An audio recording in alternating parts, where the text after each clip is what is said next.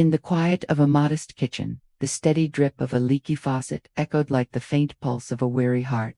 The last rays of daylight slipped through a small window, casting long shadows across the linoleum floor. Sarah stood by the sink, her slender hands gripping the cold edge of the countertop, her gaze fixed on the stainless steel backsplash, reflecting her image, a woman in her mid-30s, dark hair tied back in a messy bun, wearing a thin nightgown, stained with the sweat and exhaustion of a long day.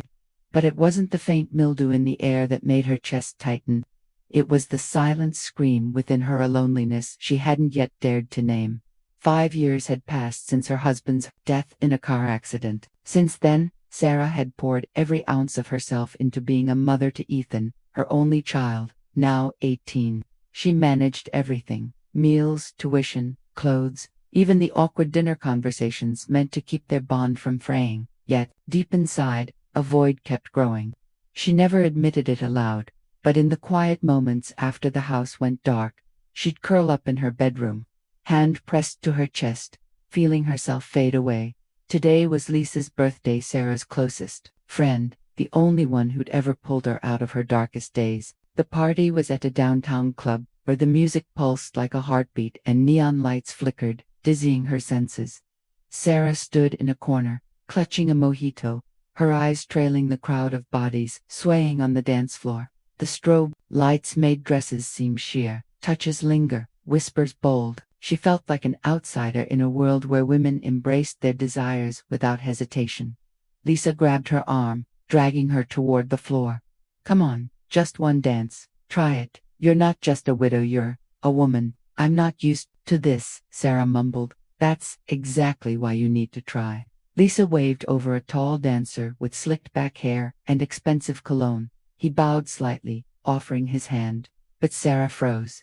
Ethan's face flashed in her mind, his wary eyes, his furrowed brow. She pulled back, offered a shy apology, and hurried out of the club, as if fleeing from her own reflection. That night, back home, she slipped out of her nightgown and stepped into the shower.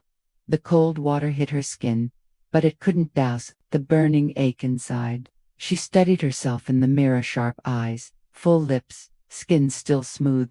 So why did she feel like she was rotting away? She closed her bedroom door and tried to reconnect with herself, but nothing stirred, no relief, just an emptiness that swallowed her whole. Then the kitchen faucet burst. The gush of water snapped Sarah out of her haze. She rushed to shut off the valve and called a local repair service, desperate to save her kitchen from flooding. She didn't care who showed up, just that someone could fix it.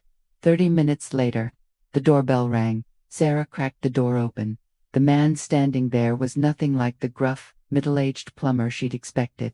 He was tall, with suntanned skin and damp hair, as if he'd just splashed water on his face. His faded gray t-shirt, streaked with grease, clung to a solid chest. His jeans were worn, the hems dusted with dirt. Sweat beaded on his forehead, but he didn't smell of it. Instead, there was something raw, masculine, alive about him, far removed from the sterile cologne of the dancer at the club. "You called about the faucet?" he asked, his voice low, steady, unhurried. Sarah nodded, stepping aside, her hand instinctively tugging at the neckline of her nightgown, though it did little to cover her bare shoulders. The man gave a slight nod and walked in, his heavy tool bag clinking as he moved. The metallic sounds filled the quiet kitchen like the opening notes of something inevitable. As he knelt to inspect the pipes, Sarah hovered nearby, uneasy, because a stranger was in her home, but because of his eyes. They caught hers briefly, and each glance seemed to pierce the hidden parts of her she'd buried for years. Then, a small mishap. As Sarah leaned down to hand him a wrench, her nightgown slipped, revealing the curve of her chest, unguarded. It was just a second, but it shifted everything. His eyes flickered, his hand brushed the wrong valve, and water sprayed from a side pipe, soaking them both. Sarah gasped, startled. Her nightgown clung to her like a second skin, outlining every curve. Water dripped down her neck, her chest, her stomach, chilling her bare feet. But his gaze stayed on her face, wet, disheveled, and breathtaking. Neither spoke. The moment stretched, heavy, endless. He reached out, as if to apologize, but his hand paused on her arm, holding gently, not pressing. She didn't pull away. Her breaths quickened, Their breaths met. No words, no hesitation. The kiss came like a summer storm, fierce, urgent, yet soft enough to melt her. They didn't undress. There was no scripted prelude. Just two people, starving, finding each other like rain meeting parched earth. On the cold kitchen tiles, he pressed against her. Their bodies trembled with heat and water, desire and fear. Sarah didn't know what she was doing, only that she didn't want to stop. Her hands found the back of his neck, pulling him closer. Her thighs gripped his hips. The hum of the ceiling fan mixed with the drip of the faucet and their ragged breaths, as if the world held its breath with them. When it was over, he helped her up, his hands steady yet tender. Sarah adjusted her nightgown, tucking her tangled hair behind her ears, avoiding his gaze. "You should go," she whispered. "I shouldn't have." He looked at her for a long moment. No judgment, no sorrow. He nodded, gathered his tools, like a man who'd just fixed a pipe, and left, leaving behind a woman unraveling. The door closed. The wind slipped through the window cracks, whispering something unintelligible. The next morning, gray clouds hung low, and a light rain pattered against the roof. Sarah sat on the edge of her bed, still in her old nightgown, holding a mug of cold chamomile tea. A tangled mix of emotions churned inside, not quite guilt, not quite regret, but an exhaustion like waking from a dream she couldn't place. A knock at the door. 1, 2, 3, hesitant. Sarah frowned, wrapped a towel around herself, and answered. Her breath caught. It was him, the plumber from yesterday. His hair was wet, his jacket speckled with rain, his eyes tired but resolute. "I forgot a tool," he said, holding up an old wrench. Sarah stared at him, her eyes still raw from the night before. They didn't mention what had happened. No why, no regret. She stepped aside, letting the door swing open. The air in the house thickened. Sarah retreated to the bathroom, where steam still clung to the mirror and the tiles held a faint warmth. She didn't know what she was doing, only that instinct guided her. Her back to him, she heard the door close softly behind. His hand touched her shoulder, light, as if asking, "Is this okay?" She tilted her head, letting her cheek brush his knuckles. Under the shower. Warm water cascaded over them, blurring all boundaries. This kiss was slower, cautious, as if they feared breaking something fragile. When he wrapped his arms around her waist from behind, Sarah closed her eyes. No words were needed. For the first time, she wasn't just a mother, a widow, a shadow. She was a woman. After the shower, she slipped into an ivory nightgown, soft and sheer in the morning light. No bra. She handed him a towel, but suddenly he lifted her, as if she were a treasure rediscovered after years lost.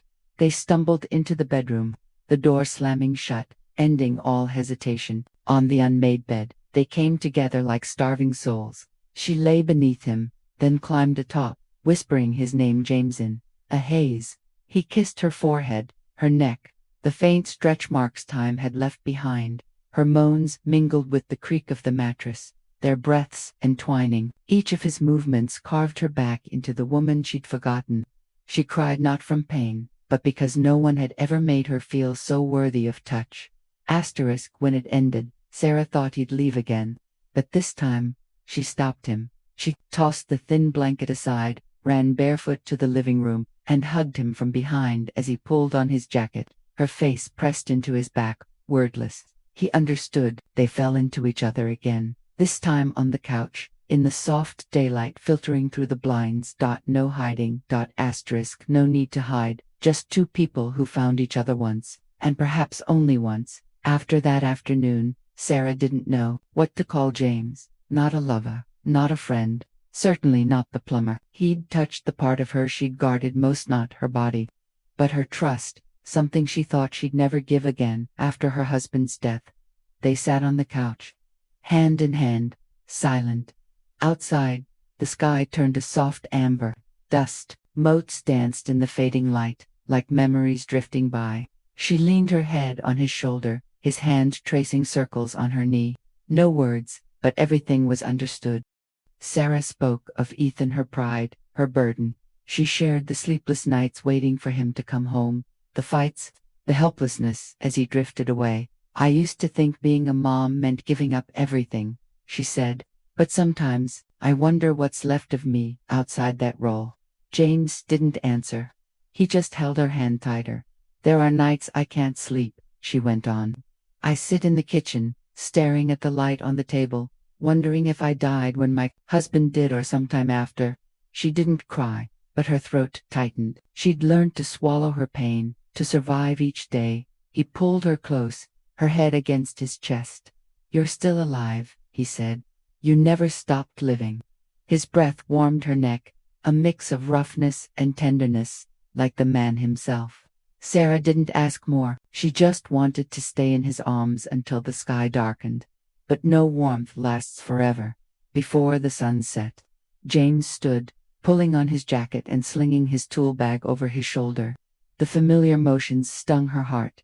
You're leaving? She asked. Yeah, I've got to. No promises, no lingering glances. He just touched her shoulder, squeezed lightly, and left. She didn't hold him back. She stood, exposed in the twilight, watching his silhouette cross the threshold again. The house fell silent that night, the ticking of the wall clock louder than ever. The couch still held his scent leather soap, the faint musk of sweat she couldn't shake. She sat, fingers brushing the strap of her nightgown, then her lips. A chill ran down her spine, not fear, but longing. She didn't know if she'd been wrong to let things happen so fast or right to give herself a chance to live again. But for the first time in years, she felt no shame, no sense of being lost. She felt human.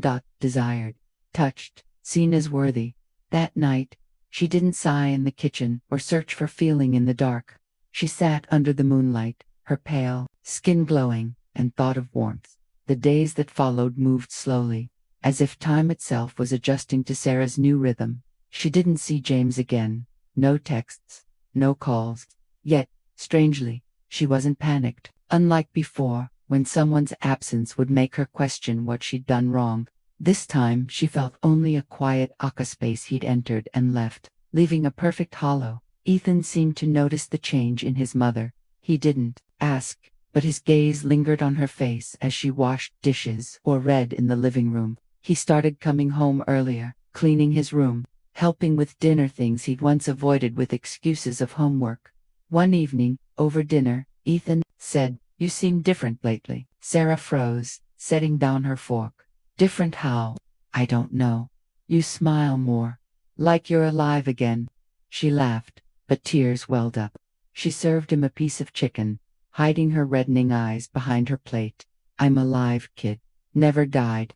But I think you forgot how to live for a while." His words cut gently, deeply. Sarah didn't respond. She just patted his hand, and for the first time in years, they held on a little longer. A week later, on a quiet Saturday morning, her phone rang while she was doing laundry.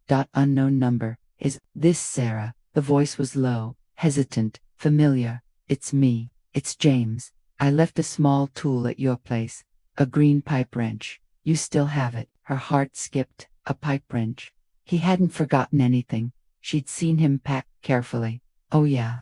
It's in the kitchen drawer. You want to pick it up? If it's not a bother, no bother." A pause, then he asked, "You doing okay? Decent you? Bit tired, but okay." Another silence. Then, "Can I come by?" When James arrived, he wasn't in his old t-shirt. He wore a creased but clean white button-up, smelling of fresh laundry, not to impress, but because he'd prepared for her. She opened the door. No words, no smile, just a step aside. They sat at the kitchen table, the green wrench between them like a silent witness. "I didn't actually forget anything," he said. "I just needed a reason." Her eyes met his, not accusing, not cold, just softly surprised. "Reason to come back. A reason to ask if you'd let me stay, not just in your house, but in your life." Sarah sat still, his words hitting her chest, not flowery, not dramatic, but honest enough to make her tremble. For so long, she hadn't expected anyone to stay. She'd grown used to people passing through like a breeze. But his courage, his steady gaze, made her want to cry. "I don't know what I can give you," she said. "You don't have to give me anything. Just don't push me away." She looked at him, then nodded a small gesture, but a door unlocked after years. James stood, walked to her side, unhurried. He didn't hug her. He just took her hand, worn from years of dishes and sleepless nights. When he squeezed it, Sarah felt lifted from the ground. They didn't need more than that size hands. The quiet where two lost souls found anchor. From that day, James didn't move in, but he came by often. Mornings with bagels, evenings fixing a leaky gutter. They didn't burn with passion anymore. They learned to live together in the clumsy peace of two people used to being alone. Ethan grew accustomed to that guy. He didn't call him sir or mister, just him, with a tone neither rejecting nor embracing. But one night, when James fixed a broken outlet in Ethan's room, the boy shyly handed him a cold water bottle. Thanks, one word, but it brought tears to Sarah's eyes as she overheard from the kitchen. Time passed, and the fire of that first day cooled, but that made it deeper, truer. Not a wild romance, but a bond between two people who'd known loneliness to its core and chose to keep it at bay. One night, Sarah sat writing in a journal, a habit she hadn't touched since her teens. She paused, then wrote, "It got cold today. James brought me wool socks. Not fancy, but the first time someone noticed my feet were cold. I used to live like a shadow. Now, I don't feel faded anymore. I'm still Ethan's mom, still a widow, but I'm also a woman, and a woman deserves to be loved." She closed the journal, set it on the shelf, and walked to the living room. James was dozing on the couch, the TV murmuring softly. She sat beside him, pulling a thin blanket over them both. The night breeze whispered outside.